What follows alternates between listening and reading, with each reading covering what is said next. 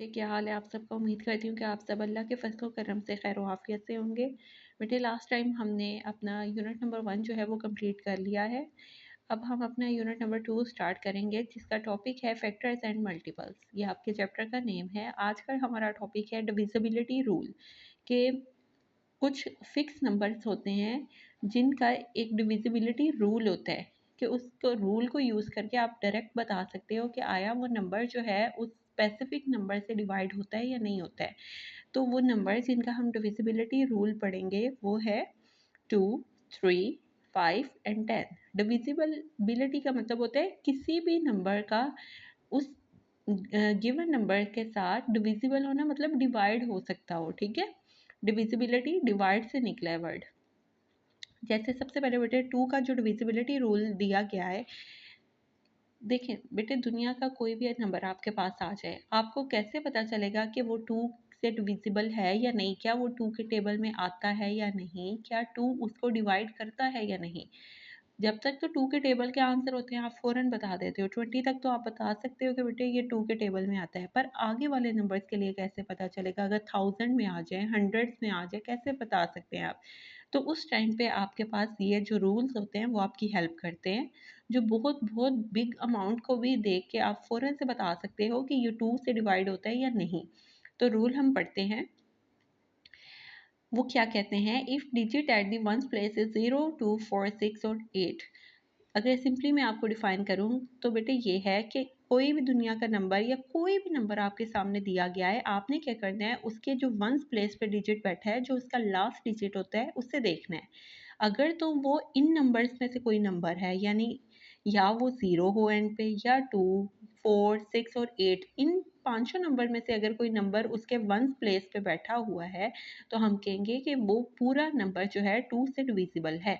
जैसे ये ब्लॉक्स में देखें कितने सारे नंबर लिखे हुए हैं, क्या आप इनको देख के बता सकते हैं कि ये 2 से डिविजिबल है? कैसे बता सकते हैं आप। ये सबसे पहला नंबर फॉर एग्जांपल आप देखें, ये देखिए इसके वंस वाली प्लेस पे कौन बैठा हुआ है, 2 बैठा हुआ है। तो आप क्या कहेंगे कि ये डिविजिबल है 2 के साथ, क्योंकि वंस प्लेस पे 2 जो है वो प्रेजेंट है। यहाँ पर इस नंबर को देखें 188 को, तो यहाँ पे वंस प्लेस पे 8 मौजूद है, यहाँ पर 4 प्रेजेंट है, यहाँ पर 0 प्रेजेंट है, यहाँ पे 6 प्रेजेंट है। तो ये इतने बड़े नंबर्स जो हैं आप डिवाइड करके नहीं, डायरेक्ट रूल की मदद से बता सकते हैं कि ये 2 के टेबल से डिवाइड हो सकते हैं, 2 से डिविजिबल हैं लास्ट डिजिट को देख के। ठीक है, अगेन बता रही हूँ, 0, 2, 4, 6 और 8 में से अगर कोई डिजिट वंस प्लेस पे बैठा है तो वो पूरा नंबर 2 से डिविजिबल होगा। ठीक है, अब हम 3 के लिए डिविजिबिलिटी रूल पढ़ते हैं। वो क्या कह रहे हैं, 3 के लिए डिविजिबिलिटी रूल के लिए आपने क्या करना है कि उसके जो डिजिट्स दिए गए हैं ना, जितना बड़ा मर्जी नंबर आपके सामने मौजूद है, उसके जो सारे डिजिट्स हैं ना उनको प्लस करके देखना है आपने पहले। जब आप उसको प्लस करोगे, अगर वो नंबर 3 के टेबल में आता हुआ तो हम कहेंगे कि ये वाला जो गिवन नंबर दिया गया ये भी 3 से डिविजिबल होगा। फॉर एग्जाम्पल देखिए बेटे, जैसे एक नंबर है 63, क्या आप डायरेक्ट बता सकते थे कि ये 3 के टेबल में आता है या नहीं? नहीं बता सकते, क्योंकि हमने तो 3 का टेबल 30 तक सिर्फ पढ़ा है। अब ये उससे बड़ा नंबर आ गया, आपने क्या करना है, इस 6 को 3 को प्लस किया, 6 और 3 को प्लस करें तो क्या होता है, 9 होता है।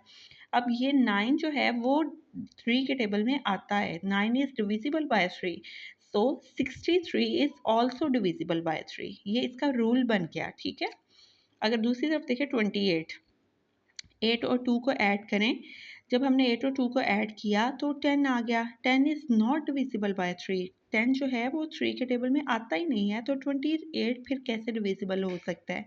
ये इसका रूल है, ये आप डायरेक्ट नहीं बता सकते, आपको इसको सॉल्व करना ही पड़ेगा 3 के रूल के लिए। ठीक है, अब यहाँ पे देखिए ये कितने बड़े बड़े नंबर्स दिए गए हैं। अगर मैं इसमें से फॉर एग्जाम्पल ये वाला नंबर देखूँ, ये वाला, अब ये इतना बड़ा नंबर है, आपने क्या करना है, इन डिजिट्स को ऐड करना है। 2 में 9 ऐड किया तो आपके पास 11, 11 में 9 आपने ऐड किया तो 20, 20 में 1 ऐड किया तो 21।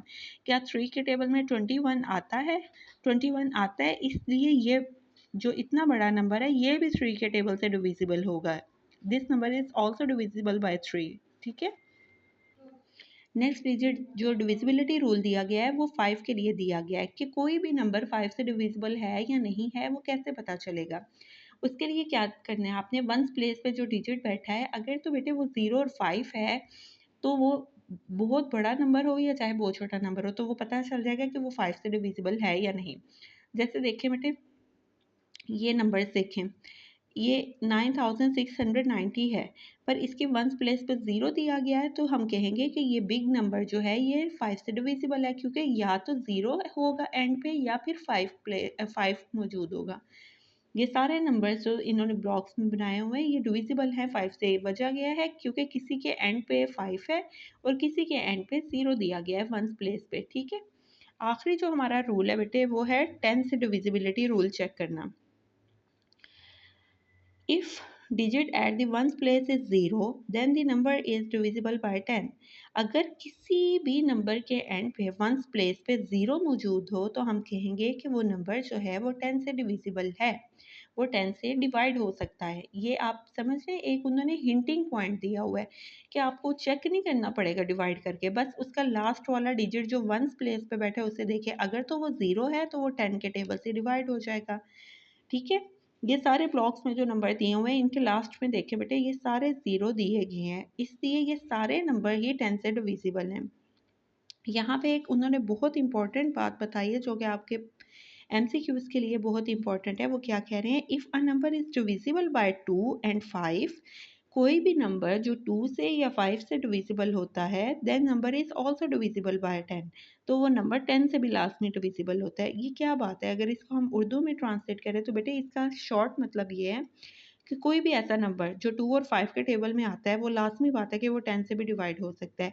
वजह क्या है, देखिए 5 के लिए हमने एक रूल पढ़ा था, या 0 होगा या 5 होगा, और 2 के लिए भी हमने पढ़ा था या 0 होगा या 2, 4, 6, 8 में से कोई होगा। इसके लिए भी 0 चेक कर सकते हैं, इसके लिए 5 के लिए भी 0 चेक करते हैं। तो जब दोनों के लिए 0 आ जाए तो फिर ज़ाहिर सी बात है वो 10 के लिए भी डिवाइड हो जाएगा, क्योंकि 10 के लिए भी यही रूल था कि एंड पे 0 होना चाहिए।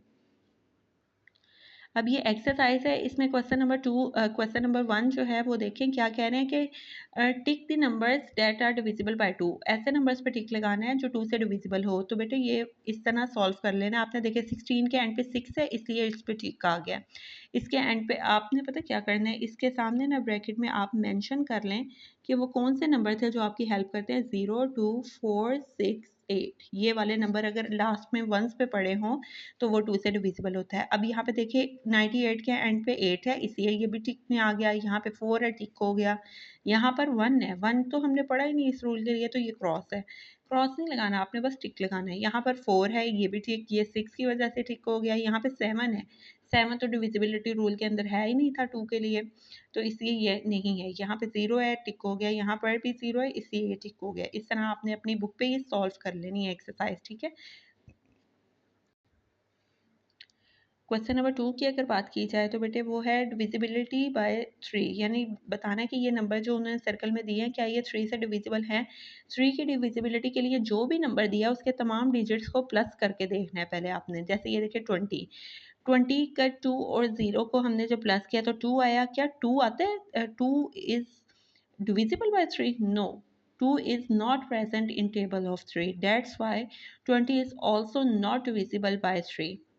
अगर 27 की बात करें बेटे, 27 में 7 और 2 को प्लस किया 9, 9 जो है वो डिविजिबल है 3 से, इसलिए 27 भी 3 से डिविजिबल है। अब ये इतना बड़ा नंबर है 165, हमें कैसे पता चलेगा कि ये 3 के टेबल में आता है या नहीं।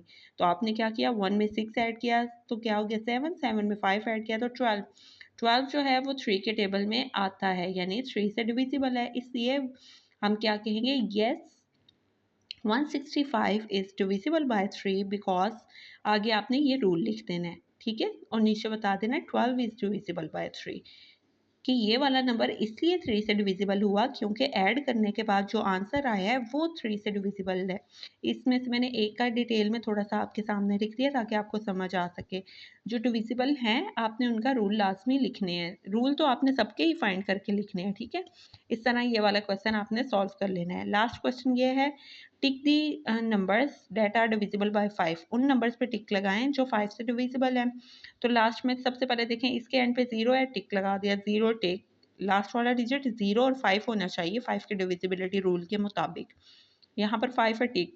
यहाँ पर 8 है, 8 के लिए 8 तो हमने पढ़ा ही नहीं 5 के लिए, 5 के रूल के अंदर, तो ये नहीं टिक करना। यहाँ पे 0 है, ये टिक हो गया। यहाँ पे 2 है, नो टिक। यहाँ पर 0 टिक हो गया। यहाँ पर 0, ये भी टिक हो गया। इस तरह आपने ये अपनी एक्सरसाइज मुकम्मल तौर पर सॉल्व कर लेनी है।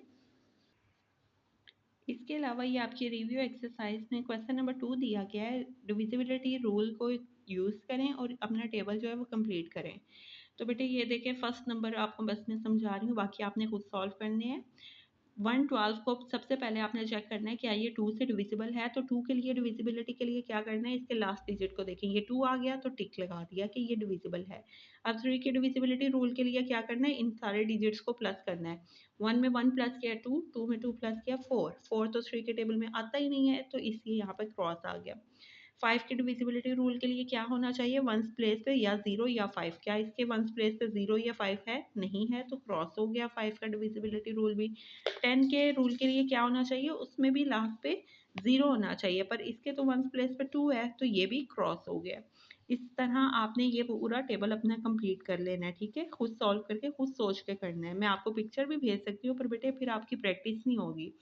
तो आप लोगों ने ये क्वेश्चन नंबर 2 सॉल्व करना है अपनी बुक के ऊपर, और वो एक्सरसाइज जो 1 है वो भी बुक पे ही सॉल्व करनी है। आज का आपका सारा काम बुक पे ही है, तो बेटे शाबाश, जल्दी से अभी से अपनी बुक निकालें और शाबाश अपना काम सॉल्व करना स्टार्ट करें। अगर कोई भी आपको डिफ़िकल्टी हो तो आप ऑनलाइन क्लास में बेटे मुझसे पूछ सकते हैं। और जब आप अपनी ये काम कर लें, वीडियो देखें, वीडियो लाजमी बेटे वॉच करें, नोट्स ना यूज़ करें, नोट्स से आपको समझ नहीं आएगी, वीडियो लाजमी देखें, फिर ही आपको लेक्चर समझ आएगा। देखने के बाद आपने डन का मैसेज मुझे कर देना है। अपना बहुत ख्याल रखिएगा। अल्लाह हाफ़िज़।